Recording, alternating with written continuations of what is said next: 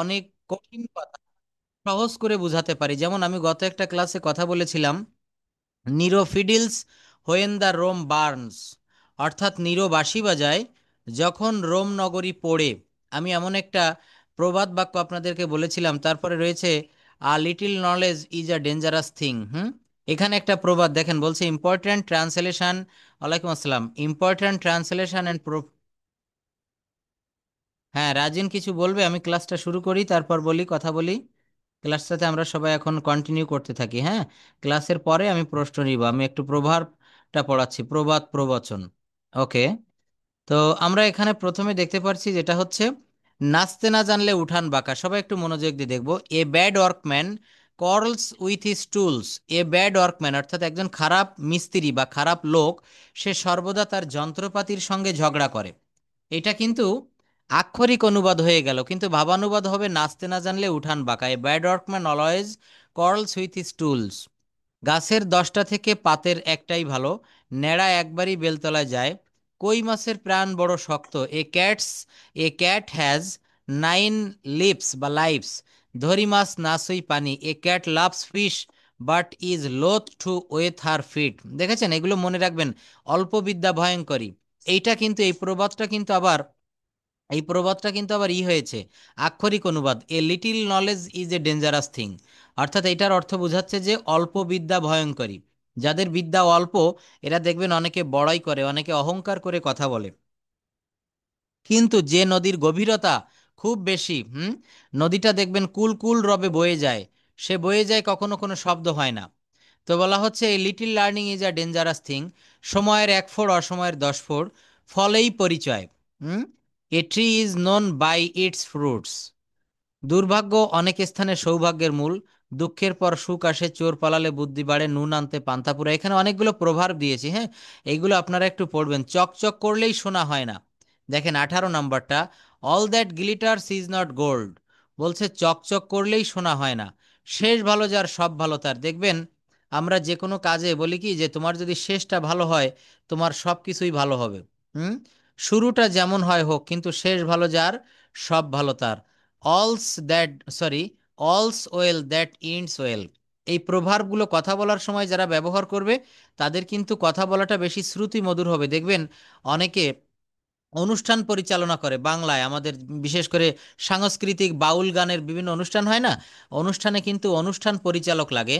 তো এই অনুষ্ঠান পরিচালক কিন্তু দেখবেন অনেকে খুব সুন্দর করে কলেজের, আমি যখন কলেজে পড়তাম ইউনিভার্সিটিতে, তখন আমাদের বাংলার স্যাররা অনেক সুন্দর করে কথা বলতে পারতেন। তাদের কথা শুনলেই মানে মন্ত্রমুগ্ধের ন্যায়, স্পেল বাউন্ড যেটাকে বলা হয়। তো এখানে প্রবাদ প্রবচন ব্যবহার করলে আপনাদের কথাটাও কিন্তু সেইভাবে হবে। অনেকগুলো প্রভাব এখানে দিয়েছি। তেলো মাথায় তেল দেওয়া। দেখবেন আমাদের সমাজ ব্যবস্থাটা এমন পৃথিবীর সব জায়গায়, যার আছে তার মাথায় মানুষ বেশি করে তেল দেয়, অর্থাৎ তার দিকে বেশি সাপোর্টটা দেয়। আর যার নাই, আমরা সমাজে যারা গরিব মানুষ, আমাদের দিকে কেউ কিন্তু তাকায় না। দেখবেন যে কোটিপতি, সে আরেকজন কোটিপতি যদি বিপদে পড়ে তার দিকে এগিয়ে যায়। তো বলছে তেলো মাথায় তেল দেওয়া কি হবে, carry coal to Newcastle. উলু বনে মুক্তা ছড়ানো, আগে ঘর তবে পর। সস্তার 3 অবস্থা। আমরা অনেক সময় বাজার থেকে যদি কোনো সস্তা জিনিস কিনে দেখবেন ঠকে যাই, তখন বলা হচ্ছে cheap goods are dear in the long run. প্রভাবগুলো একটু মনে রাখবেন। উঠন্তি মূল পত্তনেই চেনা যায়, এই কথাটার অর্থ কি জানেন? বলা হচ্ছে মর্নিং শোজ দ্য ডে। এখানে লিখেছে child is father to the man. এইটাও বলা যায়, অথবা বলা যায় মর্নিং শোজ দ্য ডে। অর্থাৎ দেখবেন সারাটা দিন কেমন যাবে, এটা কিন্তু সকাল বেলাটাকে দেখে বোঝা যায়। সকালবেলাটা যদি ভালো যায়, সারা দিন ভালো যাবে। অর্থাৎ সকালবেলায় যদি গ্লুমি ভাব হয়, সারা দিন বুঝতে হবে যে আজকে বর্ষা হতে পারে। তো এটা বলা হচ্ছে morning shows the day. Cut your coat. দেখেন এইটা যদি আমি আক্ষরিক অনুবাদ করি, কাট ইওর কোট, তাহলে বলতে হয় আপনার কোটটি কাটুন।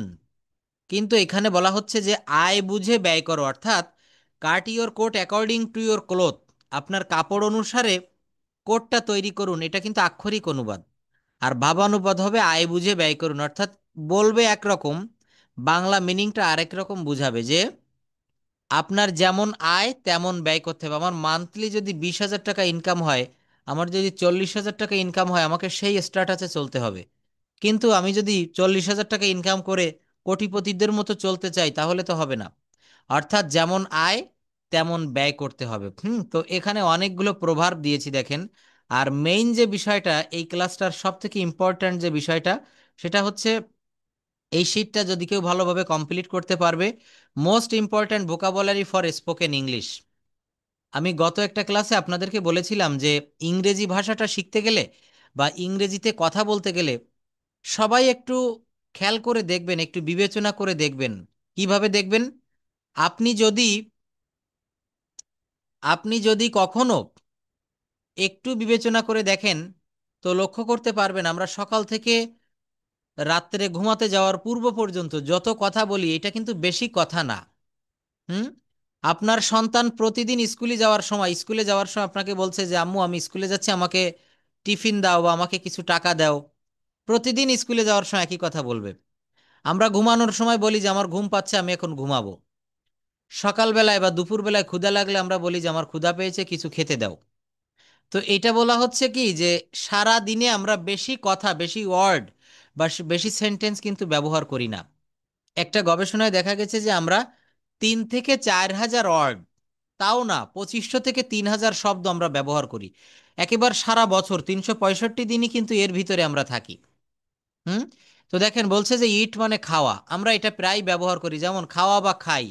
আমি ভাত খাই, আই ইট রাইস। আমি স্কুলে যাই, আই গো টু স্কুল। আমি খেলা করি, I play football.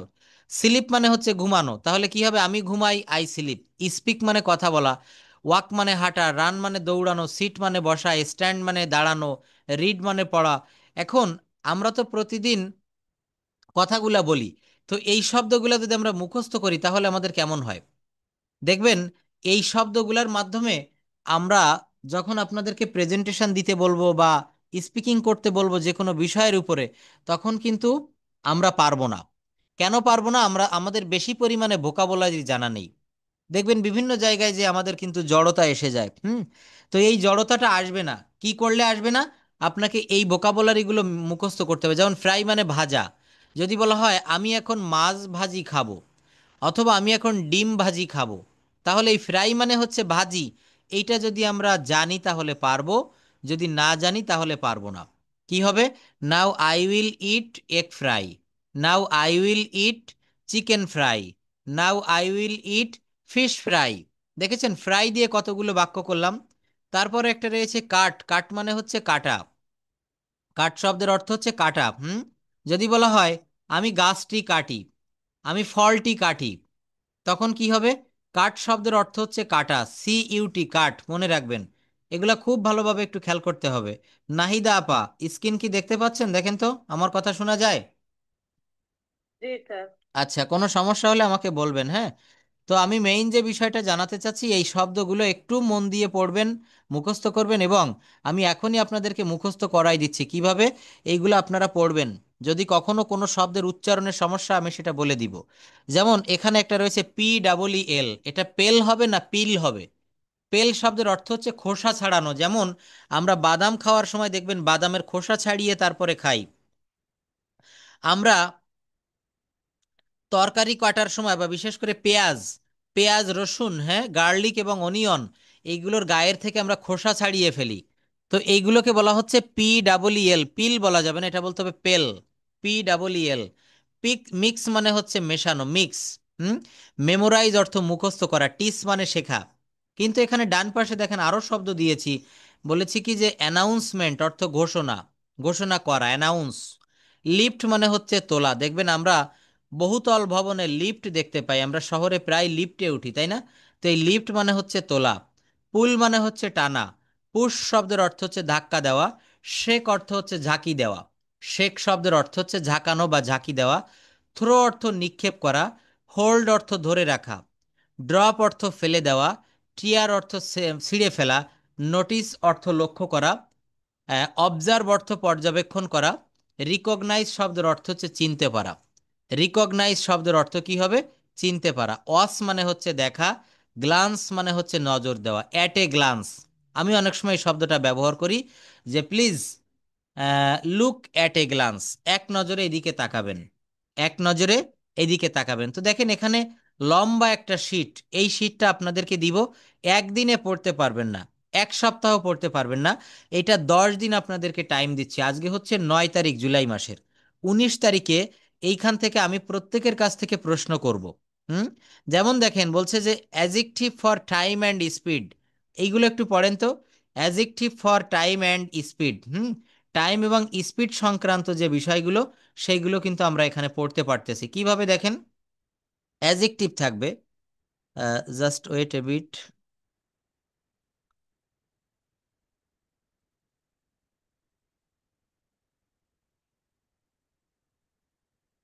Just wait.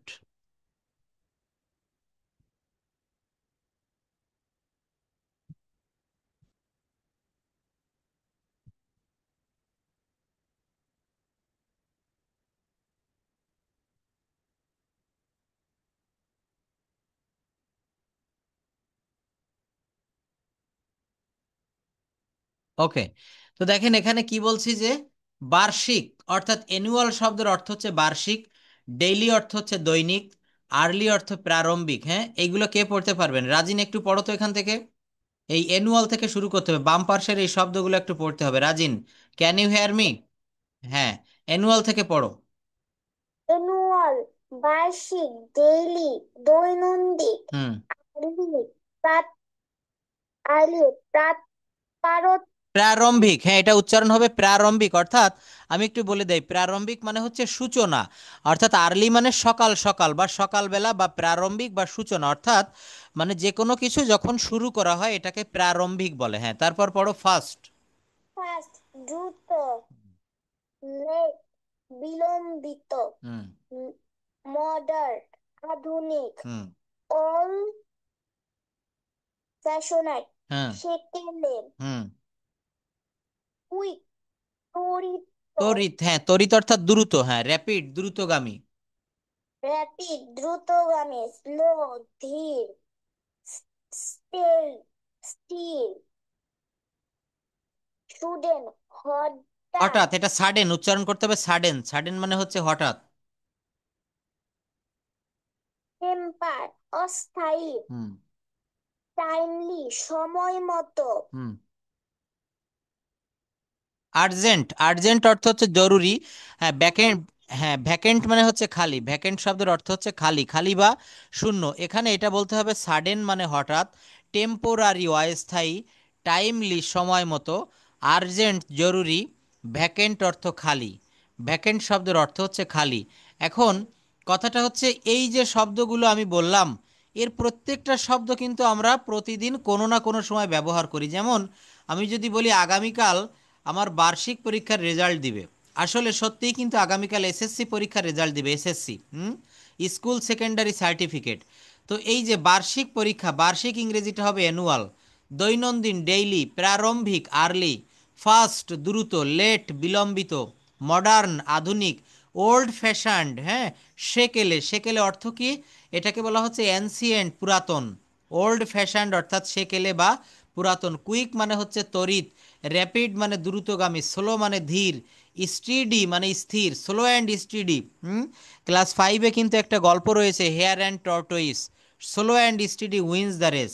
আচ্ছা, এখানে আমি সময় নষ্ট করব না, এই শীটটা আমি দিয়ে দিব, এইটা আপনারা যে যার নিজ দায়িত্বে পড়ে ফেলবেন। হ্যাঁ, এখানে যে শব্দগুলো দিয়েছি দেখেন, ভার্ব ফর কমিউনিকেশন, আমরা যোগাযোগ করতে গেলে কোনো মানুষের সঙ্গে যদি কথা বলতে চাই, আমাদের এই শব্দগুলো কিন্তু অবশ্যই অবশ্যই প্রয়োজন হয়, এর বাইরে আমরা কথা বলতে পারি না।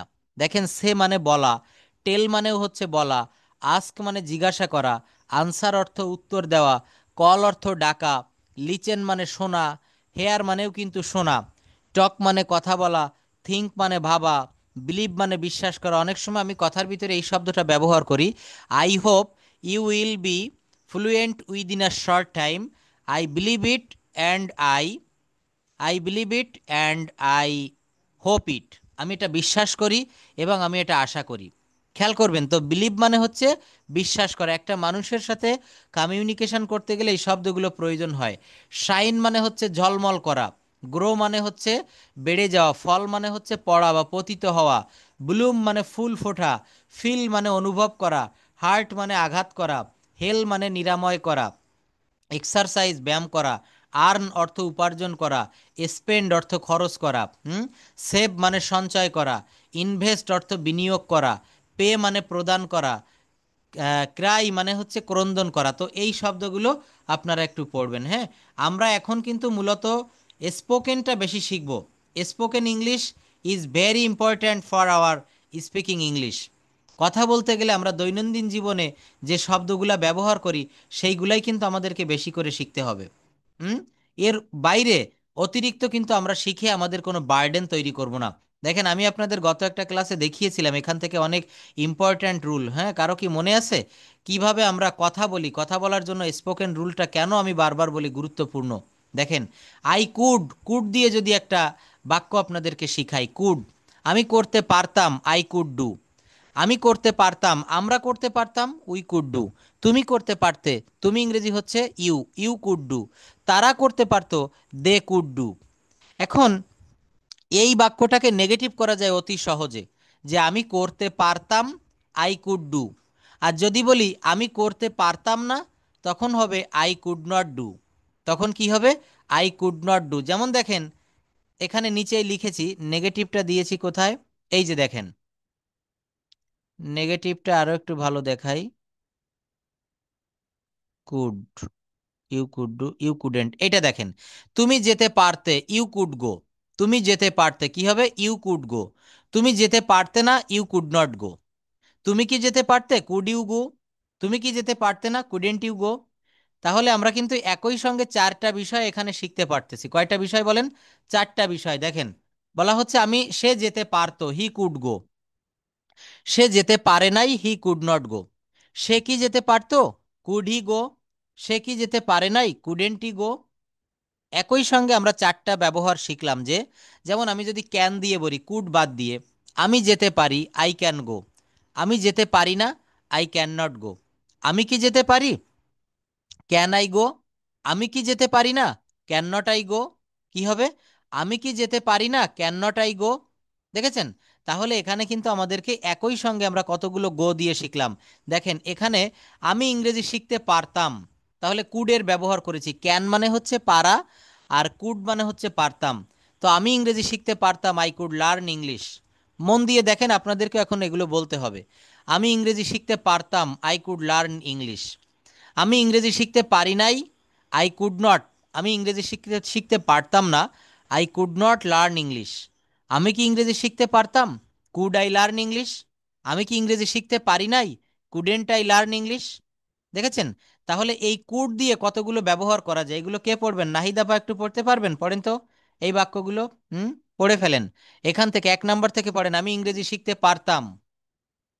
আমি ইংরেজি শিখতে পারতাম, আই কুড লার্ন ইংলিশ। হুম আমি ইংরেজি শিখতে পারি নাই, আই কুডন্ট লার্ন ইংলিশ। হুম আমি কি ইংরেজি শিখতে পারতাম? হুম কুড আই লার্ন ইংলিশ। হুম আমি কি ইংরেজি শিখতে পারি নাই? হুম কুডন্ট আই লার্ন ইংলিশ। হুম আমরা ইংরেজি শিখতে পারতাম, উই কুড লার্ন ইংলিশ। হুম আমরা ইংরেজি শিখতে পারি নাই, উই কুডন্ট লার্ন ইংলিশ। হুম আমরা কি ইংরেজি শিখতে পারতাম? হুম কুড উই লার্ন ইংলিশ। হুম আমরা কি ইংরেজি শিখতে পারি নাই? Couldn't we learn English. হুম তুমি ইংরেজি শিখতে পারতে, hmm you could learn English. হুম তুমি ইংরেজি শিখতে পারো নাই, couldn't you couldn't learn English. হুম তুমি ইংরেজি শিখতে পারতে, could hmm. You learn English. তুমি ইংরেজি শিখতে পারো নাই, কুডন্ট ইউ লার্ন ইংলিশ। ধন্যবাদ। দেখেন এইখানে একটা ভার্ব ব্যবহার করেছি কুডের পরে, লার্ন। এখানে আপনি আর্ন ব্যবহার করতে পারেন, আর্ন অর্থ উপার্জন করা। আপনি ডু ব্যবহার করতে পারেন, রাইট ব্যবহার করতে পারেন। যেমন এখানে লিখেছে আমি ইংরেজি শিখতে পারতাম। আপনি যদি একটা বাক্য বলেন, আমি চিঠি লিখতে পারতাম, তখন কি হবে? I could write a letter. এখানে রাইট ব্যবহার করব, WRITE। আমি চিঠি লিখতে পারতাম, I could write a letter. আমি চিঠি লিখতে পারতাম না, I could not write a letter. অর্থাৎ এই নিয়ম ঠিক রেখে আপনি ভার্ব পরিবর্তন করে বিভিন্নভাবে কথা বলতে পারবেন। আমার কথা কি বুঝতে পেরেছেন? এই জন্য বলি ভার্ব ফর্ম মুখস্থ করতে হবে। তো নাহিদা বা আপনি বলেন তো, আপনাকে কিছু বাংলা বাক্য বলবো, খুব সহজ বাক্য, সেইগুলো ইংরেজি বলবেন। বাংলাদেশ একটি কৃষি প্রধান দেশ, কি হবে? বাংলাদেশ একটি কৃষি প্রধান দেশ।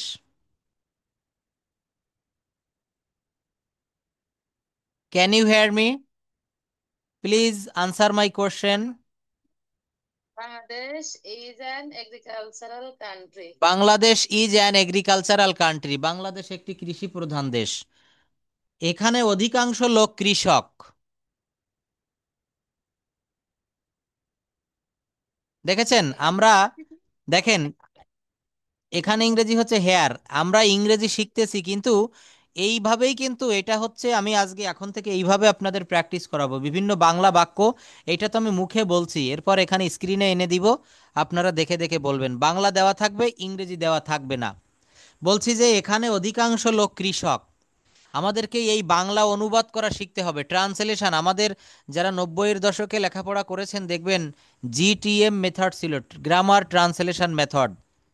এইটা ইংরেজি শেখার সব থেকে বেস্ট ওয়ে। তো বলছে যে এখানে অধিকাংশ লোক কৃষক, তাহলে এখানে ইংরেজি হচ্ছে হেয়ার। মোস্ট অফ দ্য, হেয়ারটা আমরা অ্যাডভার্বটা পরে দিব। Most of the people are farmers here. Here মানে হচ্ছে এখানে, অর্থাৎ এই দেশে। এই দেশে অধিকাংশ লোক হচ্ছে কৃষক। তারপর বলেন কৃষি আমাদের পেশা। কৃষি আমাদের পেশা। The আমাদের পেশা। হুম। The agricultural is a profession. কি দা হবে? দা এগ্রিকালচারাল হবে নাকি অন্য কিছু হবে? হ্যাঁ, রাজিন, মেহেদি ভাইয়া বা আর কেউ কিছু বলতে পারবেন? শ্যামল বাবু কিছু বলবেন? Sir, our profession is agriculture. Thank you. Our profession is agriculture. আমি বলেছি কি যে কৃষি আমাদের পেশা, বলতে হবে agriculture is our profession. Agriculture অর্থাৎ কৃষি, এগ্রিকালচার। হ্যাঁ রাজিন, হ্যাঁ রাজিন বলো। Agriculture is our profession. Thank you. Agriculture is our profession. এখানে কৃষি হচ্ছে, এটা হচ্ছে সাবজেক্ট, তাহলে আমরা জানি সাবজেক্ট শুরুতে বসাতে হয়। এগ্রিকালচার ইজ আওয়ার প্রফেশন, কৃষি আমাদের পেশা। একজন কৃষক সারা দিন মাঠে কাজ করে। এটা কে পারবেন? একজন কৃষক সারা দিন মাঠে কাজ করেন। দেখেন এই কথাগুলো যে পারবে সে ইংরেজিতে কথা বলতে পারবে, একেবারে 100% পারবে। কেন পারবে জানেন? আপনি মনে করেন বক্তব্য দিতে চাচ্ছেন, মাঠে ফুটবল খেলা হচ্ছে, অথবা আপনি load shedding, my pet animal, my neighbour, bus stand, যে কোনো বিষয় সম্পর্কে আপনি কথা বলতে চাচ্ছেন। তো দেখবেন ওই বিষয়গুলো প্রথমে বাংলায় আপনার মাথায় চলে আসবে। তো বাংলা থেকে আমাদেরকে ইংলিশে অনুবাদ করা শিখতে হবে। হ্যাঁ একজন কৃষক সারাদিন মাঠে কাজ করে। কি হবে? Farmer work in the field whole day. Whole day অথবা all day. A farmer works in the field. ডেও লেখা যায়, হোল ডেও লেখা অবশ্যই দুইটাই লেখা যায়। বলা হচ্ছে অল ডে অথবা অল ডে লং বা হোল ডে। হ্যাঁ বলছে এ ফার্মার, হ্যাঁ এ ফার্মার ওয়ার্কস। ওয়ার্কস কেন হবে? কারণ এটা হচ্ছে, হ্যাঁ প্রেজেন্ট। বাই এর যোগ হবে, yes. হ্যাঁ এ ফার্মার ওয়ার্কস, অর্থাৎ আমরা সঠিক। হুম। The field whole day অথবা long day অথবা all day. All day, thank you. A farmer works in the field all day long অথবা হোল ডে। আচ্ছা, তারপর যদি বলি একজন কৃষক মাঠে সারাদিন কাজ, একজন কৃষক কঠোর পরিশ্রম করে। একজন কৃষক কঠোর পরিশ্রম করে। সবাই পার্টিসিপেট করেন, যারা কথা বলছেন না কথা বলেন প্লিজ। হ্যাঁ বলুন, মেহেদি ভাইয়া, তাহমিনা আপা বলুন। একজন কৃষক কঠোর পরিশ্রম করে। Farmer. Hmm. Farmer. A farmer hard work নাই, এ ফার্মার ওয়ার্কস হার্ড। মেহেদি ভাই ঠিক বলেছেন, এ ফার্মার ওয়ার্কস হার্ড। আচ্ছা এটার নেগেটিভ কি হবে বলেন তো? একজন কৃষক সারাদিন কঠোর পরিশ্রম করে না, বা একজন কৃষক কঠোর পরিশ্রম করে না। Not hmm. Doesn't.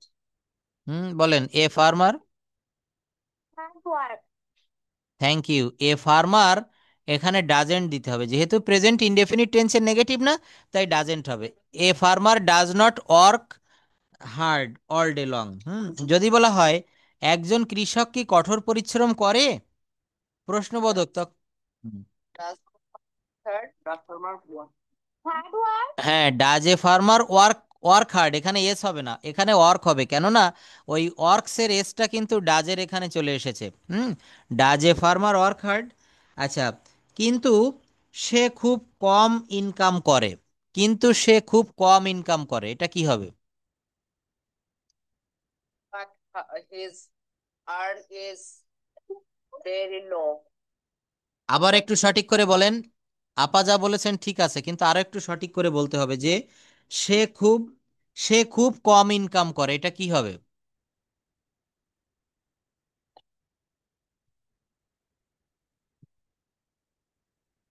সে খুব কম ইনকাম করে না, এখানে বলতে হবে হি আর্নস। দেখেন, হি আর্নস ভেরি লিটিল অথবা হি আর্নস পুয়ার। বললাম কি earns very low, আমি লো বলছিলাম। হ্যাঁ, দেখেন ইংরেজি লিটারেচার তো বিভিন্নভাবে বলা যায়। হ্যাঁ, এটা বলা যায় he earns very little, he earns very poor, অথবা his income is low. His income is low, তার ইনকামটা অনেক কম। বলা হচ্ছে যদিও একজন কৃষক গরিব তবুও সে সৎ।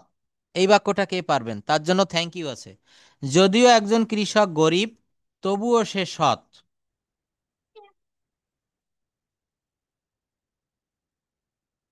বলা যাবে?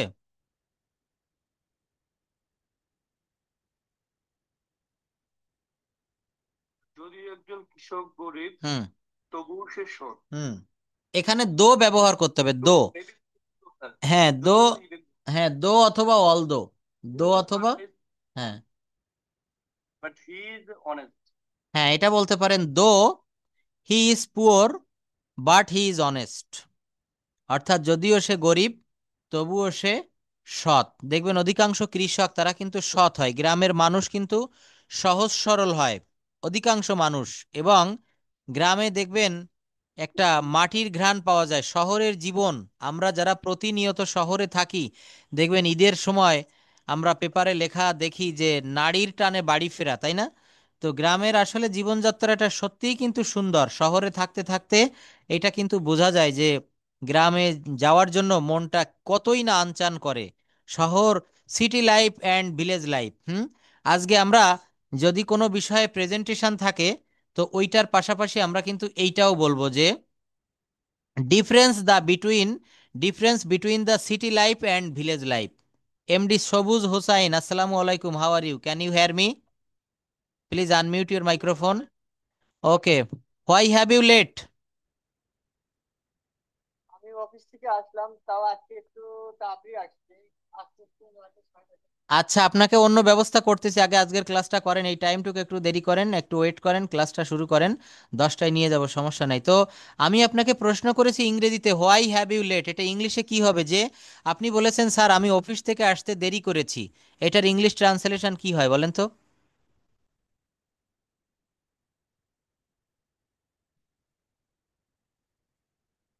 Anyone can say?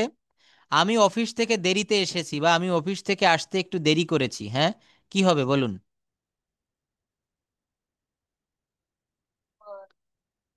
I let for office, হ্যাঁ, এটার অর্থ হচ্ছে আমি অফিসের জন্য দেরি করে ফেলেছি। দেখেন আমরা অবশ্যই পারবো এগুলো।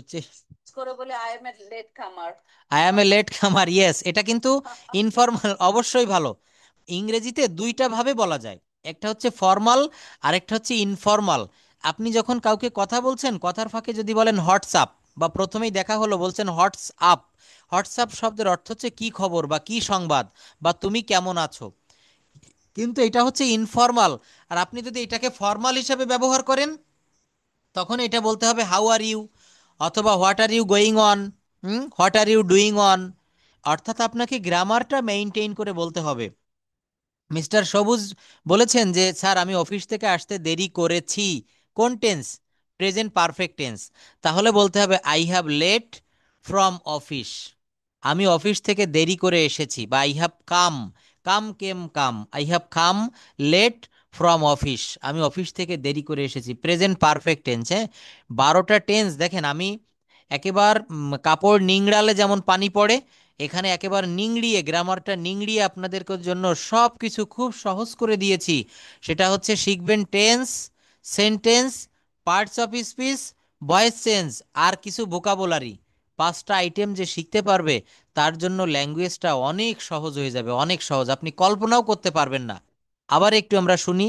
Tense, sentence, parts of speech, voice change and vocabulary. ক্লাসের শুরুতে কিন্তু আমি ভোকাবুলারি দেখিয়েছি, ভোকাবুলারিটা খুব ভালো করে পড়তে হবে।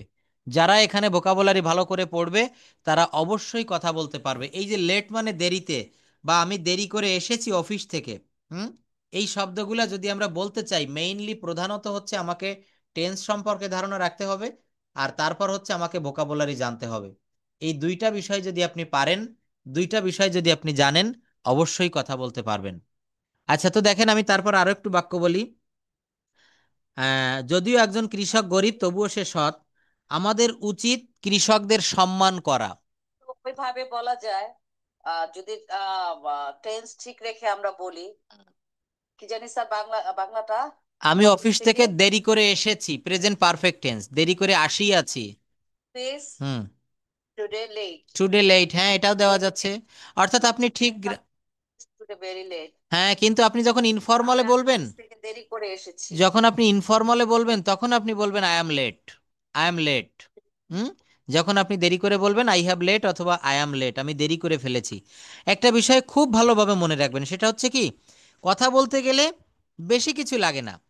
ওই যে আমি বললাম না যে একই কথা কিন্তু আমরা প্রতিদিন দেরি করে, আজকে আপনি দেরি করে অফিসে পৌঁছিয়েছেন, আগামীকালও যদি এখানে আপনি এত শর্ট ইংলিশ বলে, আস্তে আস্তে মাথার মধ্যে আমার এগুলো ঢুকে যাচ্ছে, ঢুকে যাচ্ছে, একদমই ঠিক না। এখন দেখেন আমি এই যে আজকে দেখাবো আপনাদের এইগুলো, এই শর্ট ইংলিশগুলো আপনি বলছেন না যে মাথার ভিতরে ঢুকে যাচ্ছে, এগুলো আমাদেরকে পড়তে হবে। হুম, আজকে দেখেন আমি এগুলো, এইটা শুরু হয়েছে বেশ কিছুদিন, কিন্তু আপনার যে গ্রামারের যে মূল যে বেসিক যে জিনিসগুলো, সেগুলো যারা এখানে শুক্র শনিবার আমি টেন্সের উপরে ক্লাস নেই, এই ক্লাসটা আপনি দেখেন। আমি একটু বলি, এই যে বলছে আই ডু, আমি করি, আমি করছি, আই অ্যাম ডুইং।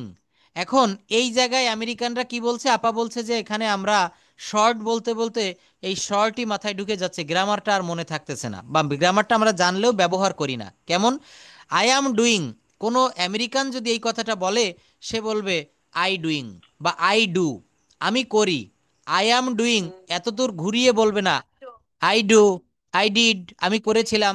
দেখেন এখানে লিখেছি আই উইল ডু, এই যে এখানে দিয়েছি সবগুলো, আমি করেছিলাম, আই ডিড, আমি করেছিলাম, পাস্ট পারফেক্টে বলেছে আই হ্যাড ডান, সাবজেক্টের পরে হ্যাড দিতে হবে, আই হ্যাড ডান, আমি আমি করেছিলাম, আই হ্যাভ ডান, হ্যাঁ, আমি করেছিলাম মানে করিতেছিলাম, past continuous tense, I was doing, আমি করব, আই উইল ডু, আমি করব, হ্যাঁ, আমি করতে থাকবো, I will be doing, I will be doing, আমি করতে থাকবো, ফিউচার কন্টিনিউয়াস টেন্স, আমি করতেও পারি, আই মে ডু, কি হবে, আই মে ডু, আমি করতেও পারতাম, আই মাইট ডু, আমি করতে পারবো, আই ক্যান ডু।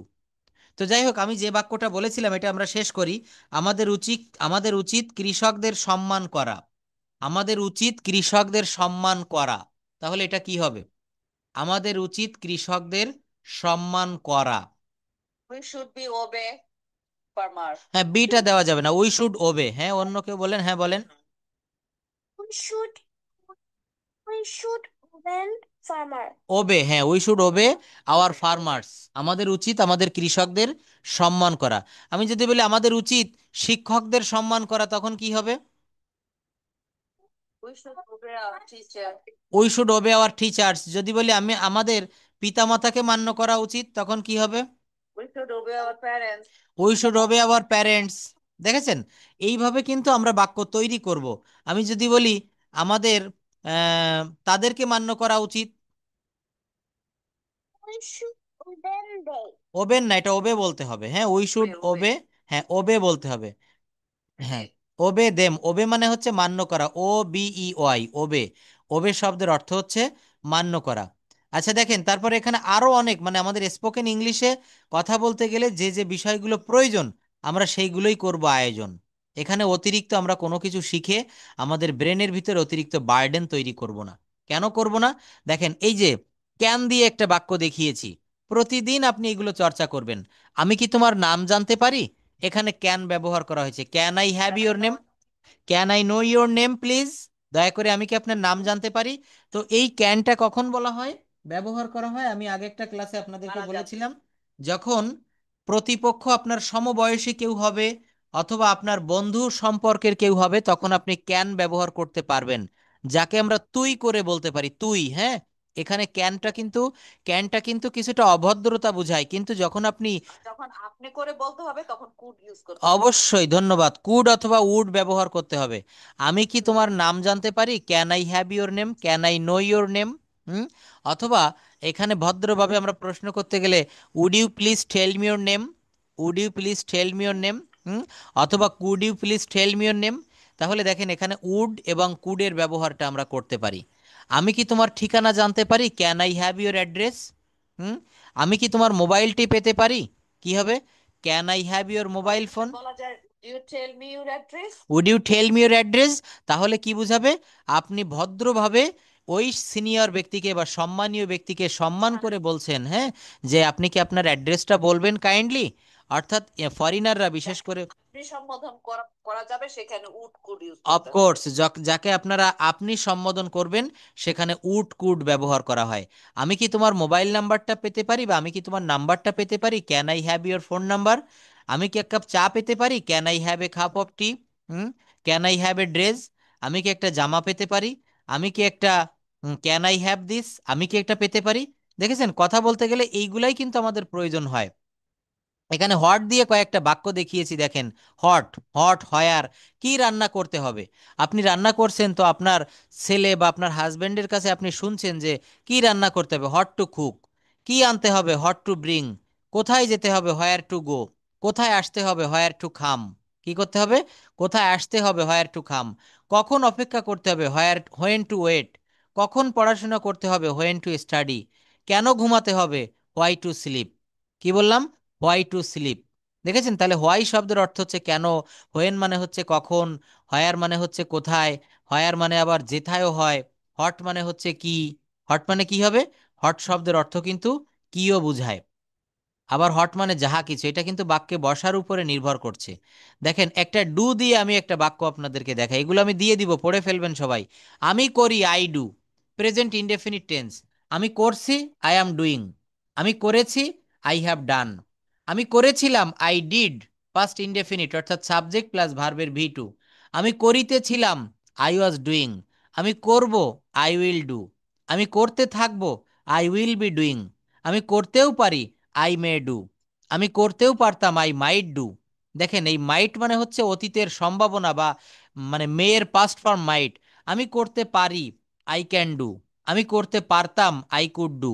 আমার আমার করা উচিত, আই শুড ডু। আমার করা প্রয়োজন, আই নিড ডু। নিড মানে প্রয়োজন, হ্যাঁ।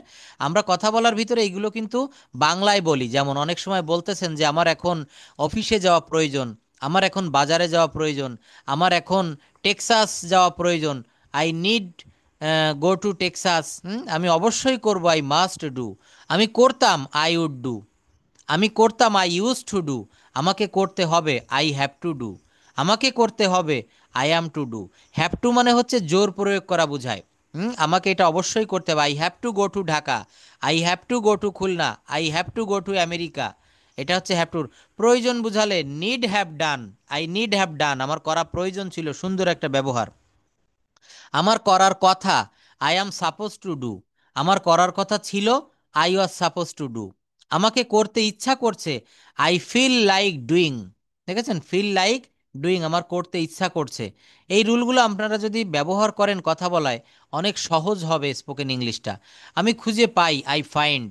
আমি খুঁজে পেয়েছিলাম, আই ফাউন্ড। ফাইন্ডের ভি টু হচ্ছে ফাউন্ড। আমি খুঁজে পেয়েছি, I have found, present perfect টেন্সের একটা বাক্য। আমি খুঁজে পেয়েছিলাম, আই হ্যাভ ফাউন্ড।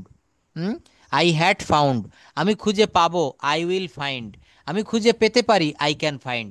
যাই হোক, এইগুলো আমরা দেখব। তো গত ক্লাসে আমি কোনো টপিকস কি আপনাদেরকে নির্ধারণ করে দিয়েছিলাম যে কোন টপিকসের উপরে আমরা কথা বলবো? Can you help me? Would you please help me? Hmm. এটা কোনো, প্রেজেন্টেশনের কথা বল। হ্যাঁ, পে পে পেট অ্যানিম্যালের উপরে কথা বলেছিলাম। আর কি ছিল, রাজিন বলো? যে বলছেন না, মাই মাই হবি। মাই হবি, দুইটার উপরে কথা বলতে পারবেন। কেউ ইচ্ছা করলে মাই হবি বলতে পারবেন। আরেকটা প্লট বা টপিকস বলতে পারি, সেটা হচ্ছে city life and village life. Do you like city life or village life? Why? আপনি কেন গ্রাম্য জীবন ভালোবাসেন বা কেন শহুরে জীবন ভালোবাসেন? আমি সিটি লাইফ এবং ভিলেজ লাইফের উপর বলবো। অবশ্যই অবশ্যই। আর কেউ কিছু উপরে বলবেন? নাহি আমি আজকে বলি একটু। হ্যাঁ, আজকে আপনি প্রথমে বলেন। ধন্যবাদ, সাহস করে এগোনোর জন্য অনেক ধন্যবাদ। বলুন। হুম। হ্যাঁ, রাজিন বলো।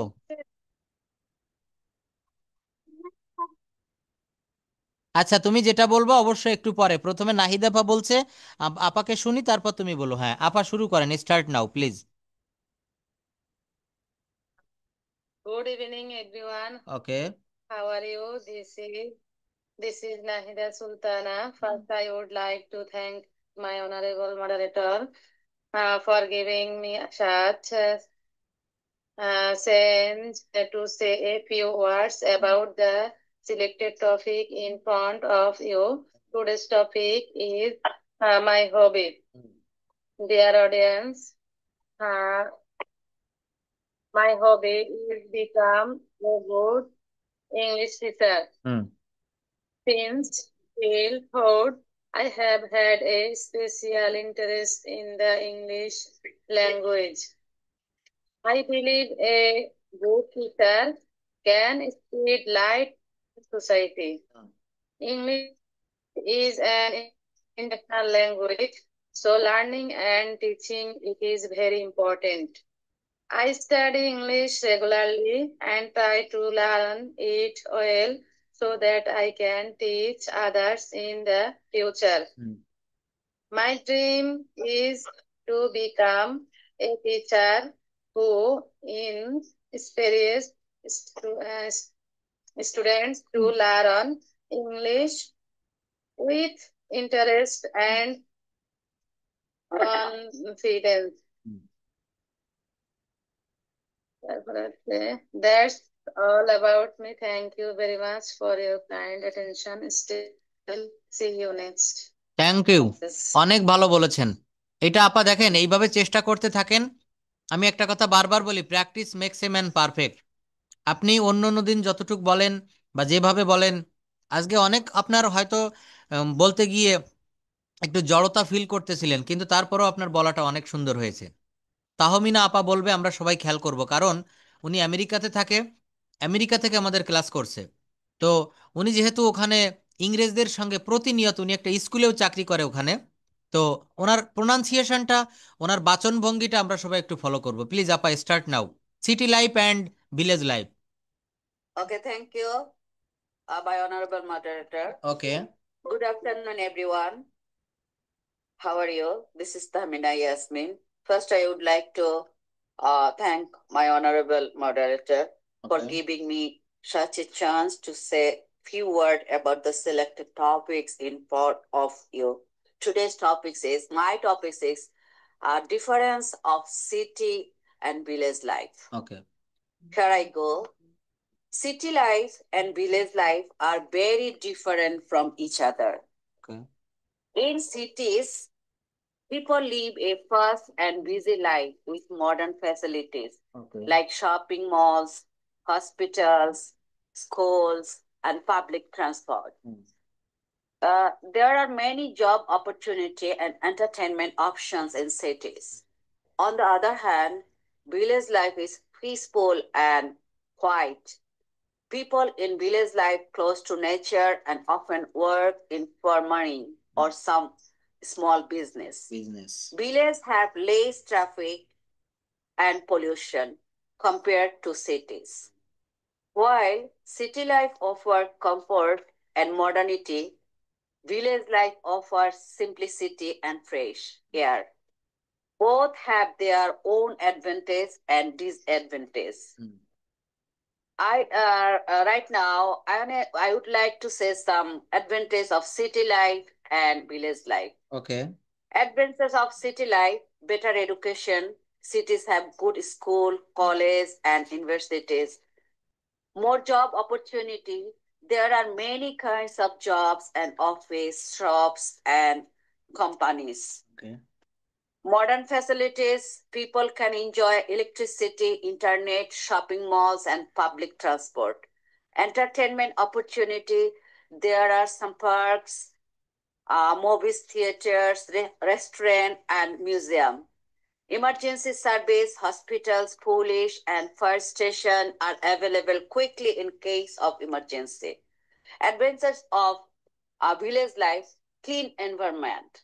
Villages have fresh air, less pollution, and a lot of greenery. Peaceful life is quiet, simple, and clean in the village. Okay. Healthy food, people eat fresh vegetables, fruits, and homemade food. Close to nature, people live near trees, rivers, and animals, which makes life beautiful. Strong community, villagers often help each other and live like a big family. Uh, Here is okay. That's all about me. Thank you very much for your kind attention. Stay well. Stay good. Okay, thank you. Nice presentation. But I have a question to you. What kind of life do you prefer, city life or village life? Now I prefer city life. City No, life. but I like village. But I all time. all Yeah. time. Because city life is more comfortable than village life. Am I right? My age prefer now city life because I'm older. Anytime I need hospital, I need a medication, I need emergency service. That's why now I prefer to live city life. Okay, but at your early age or student life, did you live village, any village, your father's house or your early age? Where did you pass your early age or student life, primary level? In my childhood, I lived in city. City. I was born in city of Narayanganj. Okay. In Bangladesh. In Bangladesh. And here we go. My primary school is Narayanganj. I studied primary level in Narayanganj, and school level is also Narayanganj. My school name is Government Girls School of Narayanganj. Okay. And my college life is Narayanganj, Government Mahila College, and then I studied in Dhaka University. In which subject you studied? After my marriage, I live in Mirpur. Mirpur. At Mirpur in Dhaka. In which subject you studied in Dhaka University? My major subject is Bengali literature, and our non-major two subject is philosophy and history. Okay, thank you. I am very proud of you because you are a student of Dhaka University. It's no doubtly very good. Thank you. Because and my whole life I live in after that, after marriage, I lived in at Mirpur in Dhaka, and all job time is I lived in Dhaka. Maximum time my job in Dhaka because my job is 5 years in Bangla College at Mirpur. Mirpur Bangla College, yes. 5 years in Badrunnesa College, 5 years in Badrunnesa College, and after 10 years in Eden College. Eden College. 2 years is Manikganj. I forget the Manikganj. Gior Gopt College, Manikganj. No. Manikganj. Just I forget this. And some 3 months, 4 months, I worked Maulavi Bazar Sarkari College. Gopt College. That this is called a big college. Maulavi Bazar Gopt College. Okay. The Government College. Yeah. Okay. Shatoria. Manikganj Shatoria Memorial Government College. In which year? 2 years. In which year you achieved your BCS degree? Please tell me. I achieved BCS degree in 1969. Oh, sorry. I'm sorry. 1996. 1996. Oh, very good because you have achieved your college. Okay, thank you. Thanks a lot for your kind. First, I joined the Bhikkhu Memorial Sarkari College at Shatoria in Manikganj. Manikganj. Okay. After that, I came Bangla College at Mirpur in Dhaka. At Mirpur in Dhaka. Okay, thank you. After that 3 months, I work in Maulubazar Government College. Okay. And after that, I again came and Bodrunnesa College. Here I worked 5 years. And then Eden College is my last college in my job life. Okay, thank you. 10 years. Will you learn English? Will you learn English? No. This is the reason I'm weak in English. I am weak in English, No, yes. not English. Now I learn. Yes, I will learn English. Because my language is Bengali literature. My subject is Bengali literature. That's why English here is no need. You know that our country, all of office, here is a need Bengali. Our Prime Minister, Sheikh Hasina, want to everywhere to Bengali. That's why we are weak in English language. Weak in language, yes. Because if my major subject is English, then I am also doing now like you. But thank you. But in this globalization age, I think English is needed everywhere. English is needed everywhere. English language is the national language. English language is the very renowned language around the world. Around the world. For every person. Yes. For any kind of job, any kind of opportunity of abroad, it is need. English knowing person is needed everywhere in the world. Okay, thank you for your presentation. Thanks a lot. Next, Rajin. Thank you, everyone. Thank you.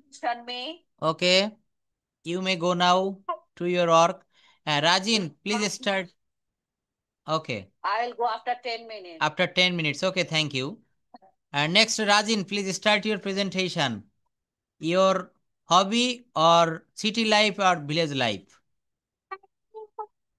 সম্পর্কে বলবো। আচ্ছা বলো, শুরু করো। Assalamualaikum. My name is Mudassir Mashraf Rajin. You call me Rajin because it's my nickname. Hope you all are bright and shiny. By the Almighty Allah, I'm keeping cool by the Almighty Allah. So today's topic name is my amulet. So let's get started. Everyone has a dream of one what they want to be when they grow up. I'm a student and I have a special amulet. Different person have different aims. But my aim in life is not become a doctor. Most of the people of our country live in villages. Those village people suffer from various diseases, but there is no qualified doctor to serve them. So I want to serve the people of my village by being a doctor. I will get academic into a medical college after passing the EST. Then I will have the MMA, MBBS degree and go back to my village. I shall set up a charitable dispensary to treat the poor villagers. I shall not take money from them. I will give them medicine free of cost. But I will take money from the rich villagers and use the money to buy medicine, instruments, and medical. Okay, please carry on. All for today. Thanks for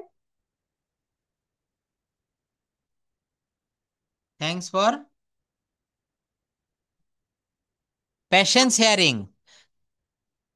thanks for patience hearing. Thanks for patience hearing, হ্যাঁ, ধৈর্য সহকারে শোনার জন্য ধন্যবাদ। আচ্ছা, আমাদের ছোট্ট বন্ধু রাজিন, সে খুব সুন্দর করে তার একটা প্রেজেন্টেশন তুলে ধরেছে এবং সে বলেছে বড় হয়ে ডাক্তার হতে চায়, এবং সে তার কথার ভিতরে বলেছে যে আমি ডাক্তার হয়ে গরিবদেরকে ফ্রি চিকিৎসা সেবা দিব, তাই না? এটা কিন্তু আমরা মেডিকেল, হ্যাঁ, এইম ইন লাইফ প্যারাগ্রাফের ভিতরে আমরা এটা পড়েছিলাম। Thank you for your nice presentation. Mehedi Hasan ভাই, আপনি একটু বলুন city life and village life. আপনি যে লাইফটা পছন্দ করবেন সেই লাইফটা নিয়ে একটু বলবেন। Okay, okay. Good evening, sir. I am Mehdi, sir. I would like to thank you, sir. Thanks for giving me the opportunity. This today's topic, the life and and village village life. life. Different type of village and cities are different in many ways. A village is quiet and peaceful place with natural beauty, fresh air and greenery. So people in village usually live a simple life, are mostly farmer or worker. Uh, Village life is the most beautiful. Life is life in the village is calm and there is less traffic and noise. Uh, then on the other hand, a city is busy and crowded. Always, cities have many buildings, roads, cars, and industries. So very crowded in the city always. So people in the cities live a modern life with better facilities like hospital, school, shopping center, and others. Uh, However, cities are often noisy and polluted. That is, in short, villages offer a peaceful life close to nature, while cities provide comfort, jobs, and modern service. Uh, that's it. Thanks for all. That's all about me. Thanks you very much for your kind attention, and then see you next. Thank you, sir. Thank Thank you. you, everyone. Thank you for your nice presentation. দেখেন, গতকাল যতটুকু আপনি বলেছিলেন আজকে তার থেকে কিন্তু আপনার বলাটা অনেক ভালো হয়েছে। পরবর্তী দিন দেখবেন আরেকটু ভালো হবে। প্রতিদিন 1% করে কিন্তু আপনার ভালোর দিকে যাচ্ছে। তো এইটা যদি কথা না বলতেন, প্রথম দিকে অনেকটা জড়তা ছিল, কথা বলতে গেলে সমস্যা হতো, নতুন নতুন ওয়ার্ড মুখে আসতো না, সেন্টেন্স আপনি বলতেছেন, চিন্তা করতেছেন আমি এটা বলবো কিন্তু বলতে পারতেছেন না। এটা হচ্ছে আমাদের প্র্যাকটিসের অভাব। ভাষাটা শিখতে গেলে সব থেকে ভালো উপায় হচ্ছে আপনাকে কথা বলতে হবে, ভুল হয় হোক। ভুল না করে, ছোটবেলায় যখন আমরা একটা অক্ষর শিখতাম, একটা অক্ষর শিখতে আমাদের 1 সপ্তাহ লেগে যেত, তাই না?